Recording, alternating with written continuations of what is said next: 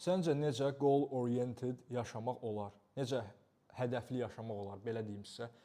Sizin əgər yəni bir nöqtədə, yəni insanların hansından soruşsan ki, mən məsələn deyirlər ki, mən uğurlu olmaq istəyirəm, çox pul qazanmaq istəyirəm və s. İnsandan soruşun ki, yəni dəqiq olaraq sənin planın nədir? Yəni necə bir yoldan keçib onu görmək istəyirsən? Yəni bir çox insandan soruşsan qayıdıb deyəcəklər ki, bəs yəni görək də indi olar, olmaz və s. Bir növ elə bir ki, ümid kimi bir şeydir də. Yəni görək də gələn il nəsə olacaq. Amma sənin dəqiq olaraq planın olmalıdır ki, bax bunu elədim indi, 5 ay sonra bunu eləyəcəm, 1 il sonra bunu eləyəcəm. Belə. Yəni uğura çatan ən azından bir plan var ortada.